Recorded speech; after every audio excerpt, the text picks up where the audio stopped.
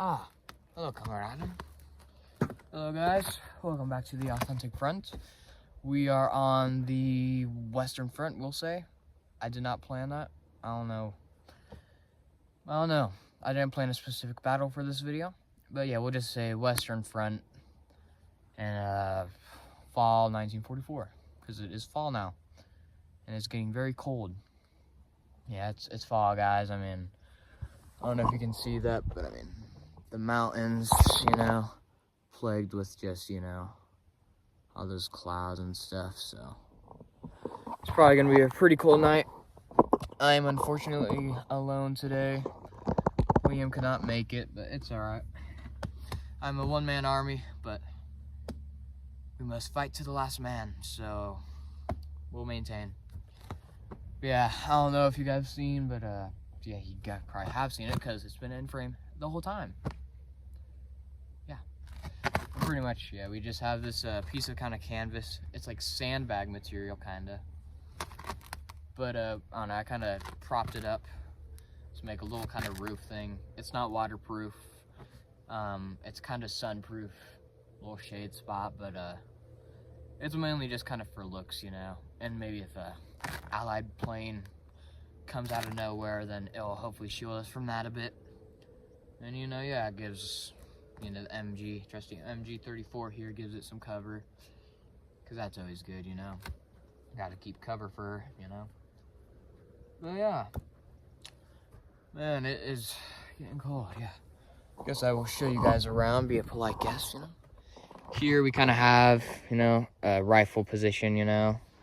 This is my it's the rifle, K98 rifle I've always used, but I put some of that on there, sandbag material, kind of see it. That's kind of cool, it blends in well with this environment, a lot of this environment here is just kind of dirt, so, and since we have sandbags all around, it will blend in well, so almost like a sharpshooter design type weapon, so that's of course very cool. And I have my light gear here. I don't really have a whole lot here. I just have my canteen, which if you can't tell, I took off most of the paint off. This happens, you see this quite a bit in original footage, just because they be in combat so much, and just overtime use that the paint would just fall off. So you see a lot of original cups that are like this, just with the paint off. They're silver. And then mess tins or cockshires, they were also quite a bit like that, but yeah, it just shows design use and battle use. But yeah, anyways though, I like this pretty much, nice cover. And then I got my brutal, I don't know how to pronounce that, forgive me fellow Germans. But pretty much it's just my bread bag. This would hold like my personal information. I cannot talk today. It's getting too cold, that's probably why. This holds my personal items, like maybe rations or just, I don't know, things I would want to bring home with me from at home. Things I would want to bring from the front at home, man. And then, yeah, I just kind of keep it in here. So, yeah, I'll just kind of keep whatever in there. And then here, I got my pistol in here, Walther P38. It's a blank gun. If you've seen this channel before, you might have seen me use it a few times, just shooting about. It's pretty fun, just toying around with, but don't worry, I'm always safe with it. And then here we, of course, have the MG34. I know, it's not the MG34, guys. I mean, it's late in the war, guys. They're just giving us whatever, so. Not the 42, but it's whatever. It'll still mow down quite a few Americans. And we got it connected to this. We have ammo belt, of course. Then we have these binoculars. They're not really too accurate, but they just work for kind of just laying around like that. So yeah, and then yes, I have my MG toolbox here. It's right here. This would keep if you have like something like, let's say, the MG broke down in combat, or you need to oil it up or something, you would find the oiler here. You'd find barrel pad or something. You'd find all the equipment stuff to fix her in there. So yeah, it's a very cool little piece of gear. And yeah, of course, as an MG gunner, it's pretty, you know, necessary, essential piece of gear for me. And we got this replica gas mask canister. Nothing really too special about it. It's got a bit of, I don't know if you can see that, but a bit of aging on the rim there. But pretty much just a field gray canister, not camouflage, just nothing too special about it. Let's see if I can adjust this a bit. There we go. But yeah, that's good. So if we have a gas attack, I can, you know, use that, even though I probably won't need it. And we just have straps, like Zeltman tornister straps. This is a Zeltman pull bag. So if you want to make like a half tent or a tent, you would use these, you know. This would carry all the poles and pegs and whatnot that you would need to make that. I'm just showing it for display right now because I only have my Zeltman. I don't have a lot of Zeltmans, I only got one. And without Liam's Zeltman, I can't really make any kind of tent, so guess I'm just kind of letting it look pretty. So yeah, here I got my Y straps, you know, so if I'm carrying more of a heavier load than usual, chuck those things on, you know. And then we have my helmet here, just M42 field gray helmet with a single decal. Yeah, the decal is pretty worn up or worn off, you know, but I still really like it. I kind of like it how it's a bit beat up. And then we have this kind of green net, just something I found laying around in France, you know. So I thought it'd be good for camouflage sake, and so that's what I got now. And then this right here, I don't know if you can see it. It's kind of like a scarf thing. I don't know how you pronounce them, but pretty much is this thing that you can kind of wrap around your neck and head. Maybe I'll show a picture of a soldier wearing one. But pretty much, yeah, they just provide warmth in the cold, which in Europe is very essential. And then here, you know, we just have K98 ammo pouches, you know, laying around. MG sling. For some reason, we have nails, you know. Stripper clip for the nail gun, of course, very essential.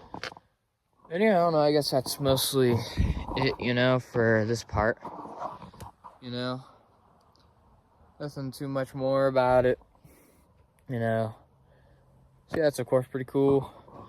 And then if you walk down this way, you know, we got a little hallway. We added some sandbags here today. So, and I also plan to make this trench about half a foot deeper. Or, I don't know if you can see this here. It's kind of, oh man, it's kind of getting dark out. Here, let me go get a light for you guys. That will probably help you guys a lot. Because yeah, I'm noticing it. It's like getting fairly dark. Come on. Aha. That's very bright. Alright. Hey, I got these steps here, you know. Good for, you know, I don't know. Very good for just walking on, I guess. Yeah, the ammo pouch. Oh my gosh. The Russian winter is making me talk slowly or horribly. Yeah. Those sandbags. And if you can, I think you can see now. I'll make sure you guys can see. But this right here is deeper than this right here. It's probably about 1.5 feet deeper. You know, and it makes it fairly nice, you know, just for sitting around in. It makes you feel like more secure, you know, and whatnot. So that's of course nice. But yeah, so I plan to do that for the rest of the trench too, especially this part. I mean, this part right here, like, it's probably like waist height, and like right now, I could be very prone to enemy snipers. So, oh yeah, that guy, by the way, dead soldier, field grave. Yeah, he was a victim of one of our snipers, so I'm gonna move now because I do not want to end up like him. But yeah, then we got this little coat rack. It's literally just a steel rod. And then I have my great coat, and then, I don't know if you can see that, but I also got my Zeltman on it. over here, I should probably close it. This is just a gray box that I, sorry for the bad angle. But this is just a gray box. I put a lot of like the stuff that I need, like the tripod for the camera and lights and stuff. Things that are like inaccurate to the setup and display, but that you still need. So I just kind of keep them in there, so, you know, you don't gotta show them, but you still have them. So yeah. This is a original World War II, or sorry, Korean War jerry can. It's an American one. It's not a German one, but I mean, it's practically the same design. So it's very good just for display setups like this. You know, and then over here we kind of got the food, you know, we got all those cans over there on top, you know. And down here we got, you know, some schnapps, mess tin, knäckebrot, just random stuff. Got empty cans, food all over the ground. Just shows you that we've been living here for a while, or I guess just I have, because I'm sound lonely. But yeah, this part of the trench, you know, we don't have a whole lot to fill it up with, you know. Most of this stuff is over there, kind of by the MG nest. So, you know, we don't have a whole lot to display here, like this shelf, you know. Because, like, if you're here compared to over there where the MG nest is, it just feels kind of lonely. I mean, really what it just feels like is you're just sitting in a dirt hole alone. So, but it's alright, though, because we must do it for the few I'm probably gonna die soon. Anyways, but, yeah. So, yeah, just a quick little tour, you know. I don't know, maybe soon I will cook up something, you know. So, yeah, maybe I'll just click to that. We're back now. We are eating food. I'm not gonna cook any food because I'm tired. I don't want to do that. Long day of fighting. But we have a can of tuna here. I don't think they probably had tuna in the Second World War, just on the field. But the can looks accurate enough for display, and I have an inaccurate can opener. I know. Probably gonna get so much hate for that. But anyways, yeah, we're just gonna have some tuna. Let me lower the truck. There we go. We're just gonna have some tuna. I got my trusty Gefühl. So, yeah, we're gonna even open it the historically accurate way that they would have. Having to use a can opener, step by step, you know. Let's see if I can do this with the camera. Let's see, I don't know. This might be hard to record, but here we go. Here, I'll try and point it down. You see that? No, not really. Give me a minute. Let me remove the MG, remove it a bit.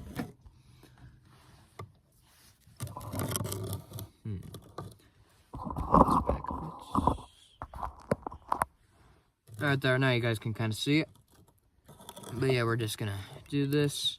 That's how they would have had to. Some of the modern day cans, you know, you can, they have these pull tabs where you can just pull them off, and wow, that's much easier, is inaccurate. So we're doing it the way they would have done it. Even though this doesn't even have a pull tab, so I kind of have no choice. There we go. Got her open. We're just gonna use the Gefühl to kind of pry the lid off. There we go. Oh man, tuna kind of doesn't look really good. I'm gonna pour some of the juice out. There we go. But let's try it. Here, let me get the light more on it. There, that's probably better. Yeah, all right. Tuna in the field. Let's see. Most of that just fell on me, but I still got some. I'd probably rate it a 5 out of 10. I mean, it's just bland fish. Nothing really too good about it. But it'll get me through the day, so that's all that really matters, right? You know, just to survive. I'm gonna say this is really good, even though it's not, because I don't know why. But yeah, I don't know. I don't know what to say. I'm just gonna eat it.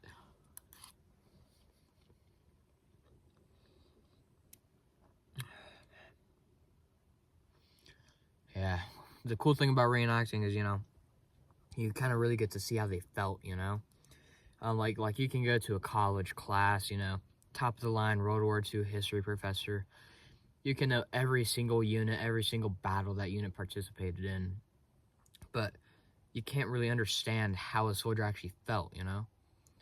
Like, example, when you're wearing the M42 helmet, style helm, whenever there's wind that goes by, it creates this, like, whistling sounds from just the flared edges, and the people who took the college class don't know that. So that's a really cool thing about reenacting, is you get to experience things like that most people don't even know about. I'm like this right now, just eating. You get to see how it feels to eat out of the proper gaffel, out of the proper can. At least we're gonna say it is.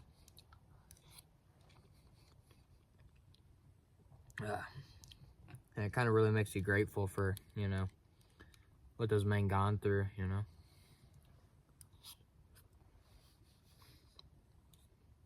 And, you know, even if they were German, not all Germans were bad, you know. Some people think that, you know, oh, every single German soldier was evil. And that's really not the case, you know. Like what I do, I just do normal army here. You can tell that by the collar tabs I'm wearing. Just basic infantry. But most of like just the normal army here, those were mostly just people who had to fight. You know, they didn't really have a choice, but they're just drafted in because they had to help their country. But the SS, even they had soldiers that, you know, were good people, you know. But typically the SS was more of a kind of fanatical fighting force, and a lot of them were more evil than like the normal Wehrmacht here.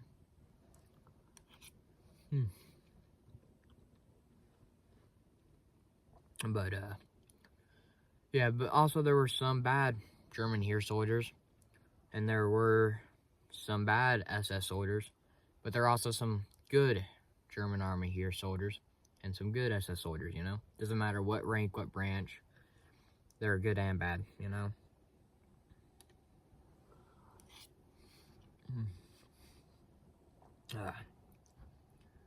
Man, I have to say this is good.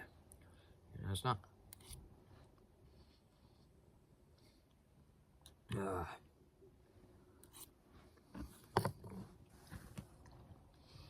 Oh man, it's kind of depressing reenacting alone. No one to talk to but the camera. But you know, I'm glad I'm doing it. I'm choosing this free will on my own time, you know. At the same time, I mean, now that it's getting dark especially, just nothing but silence.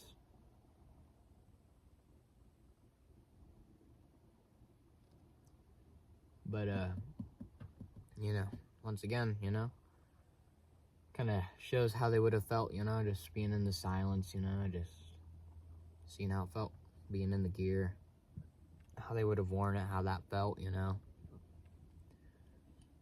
But man, yeah, I wish Liam was here, or Hoffman, but it's alright. He died, yeah, he died. Got in close quarters combat, and yeah, got bayonet in the heart, so.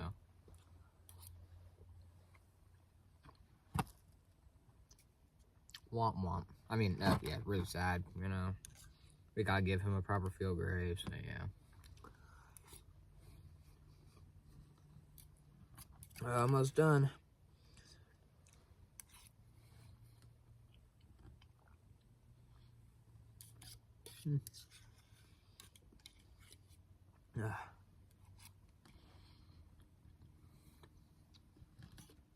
Last bite.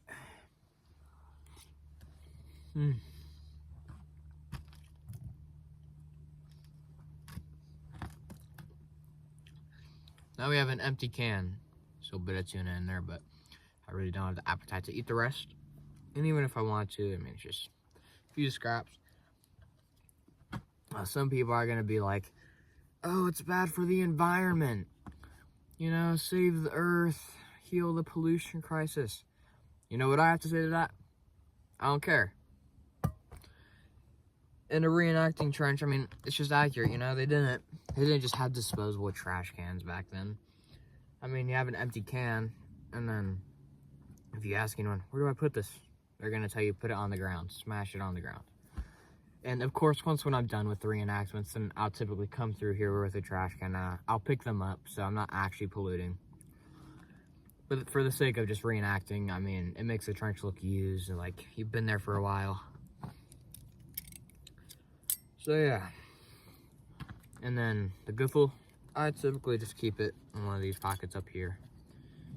But you know, you can put it in your bread bag. You know, you can put it wherever you want. Mess tin, a lot of people will do that.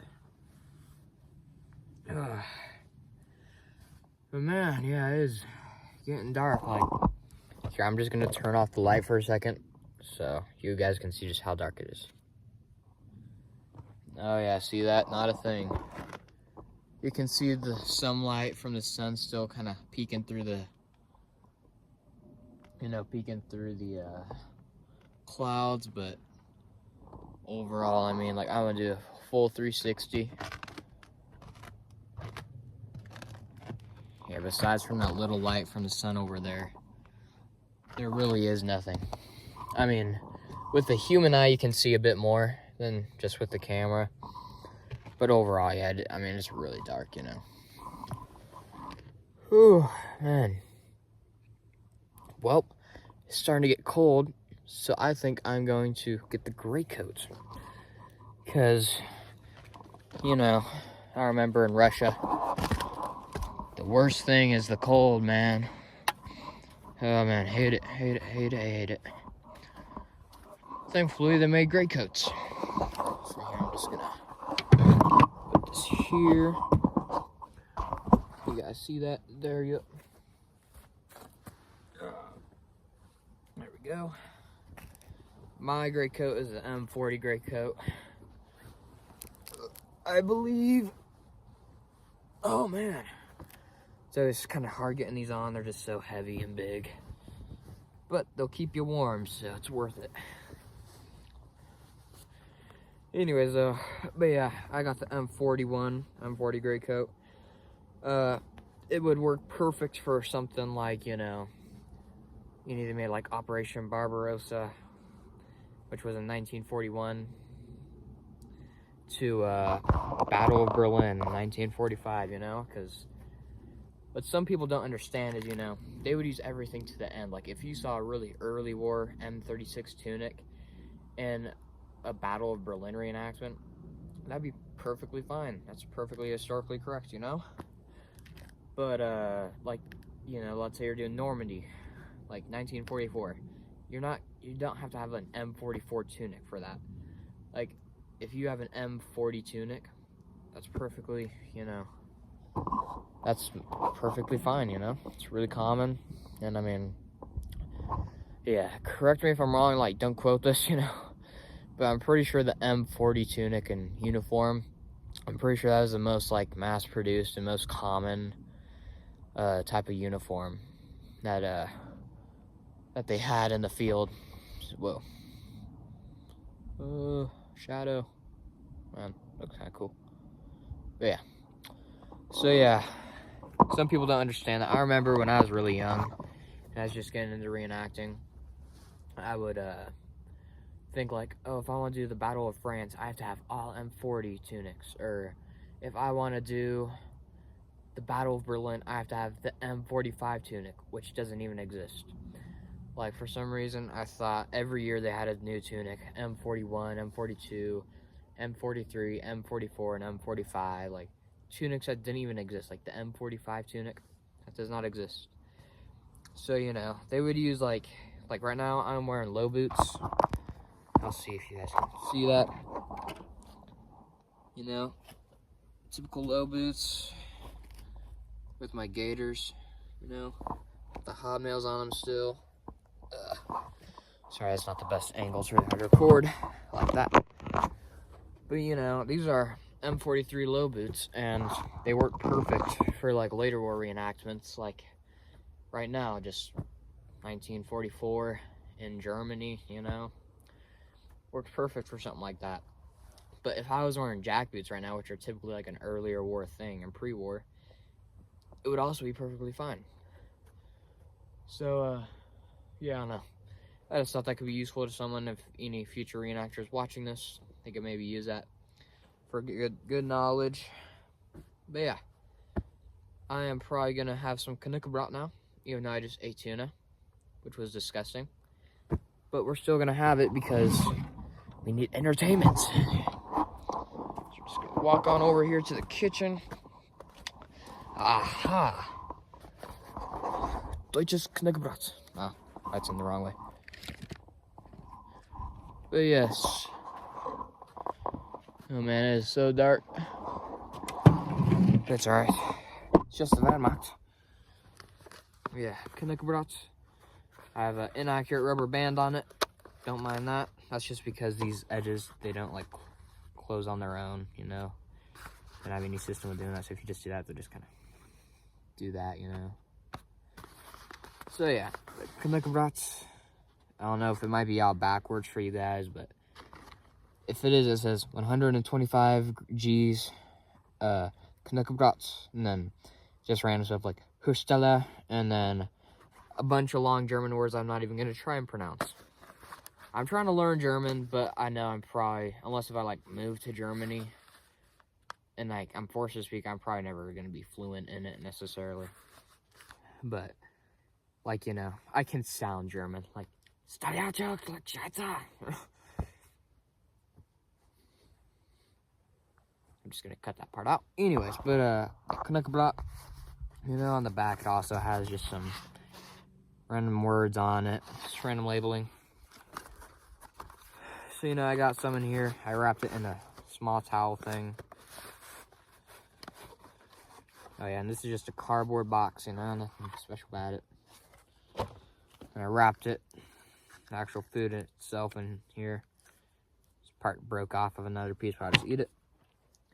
This isn't necessarily Knäckebrot. This is something called hardtack. It's like Civil War food.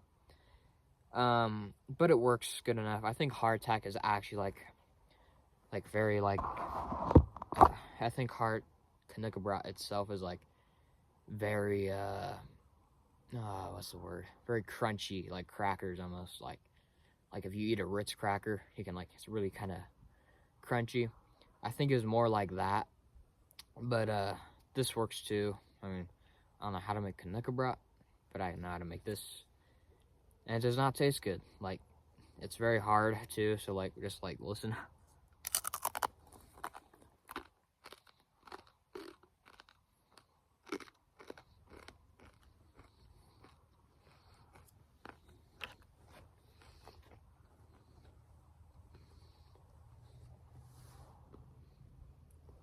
Oh man. I don't know if you guys could hear that. I know I definitely could, because I'm the one eating it. But that was some very loud crunches. Because, I mean, it's just flour, water, and optional salt. And then you cook it in the oven for a long time, but at a very, like, low heat. And it just makes it really hard. And, so yeah, it's very, like, if you, I'm sure if you just eat that, like, on the field for just days on end, I'm sure that might lead to a few cracked teeth. And I don't know about you, but I do not see any dentists on the field. You know? It's kind of empty. So, in that case, you know, rub some dirt on it, you know? Oh, man. Yeah, I'm not even going to try and eat the rest of that. I'm just not really hungry, and I don't want to bore you guys with the sounds of me eating. So I'm just gonna put it back in, save the rest for later. Toss it in there. There we go, just like so. And we're just gonna close it up. There me see. Let me try to squish it down a bit. There, now we'll put this inaccurate rubber bands, but just gonna put that on it.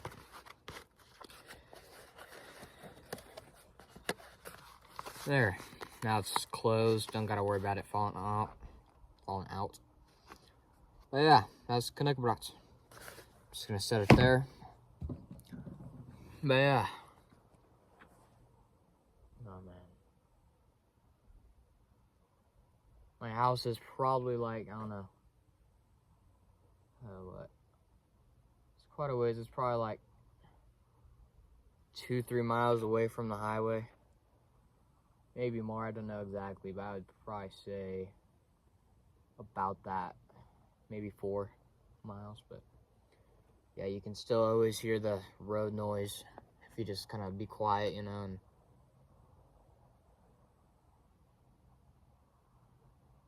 I mean, you just hear it everywhere. I mean, I hear it every day, every time I'm outside, so it's like a fan when you're sleeping. You just get so used to it, you don't even know it's there. Man, yeah, cars all over. But yeah, I don't know if I'm gonna do a whole lot more, guys. I mean, I showed you guys the trench. I kind of ate a few things for you guys, you know. I don't know. I mean, I got school tomorrow.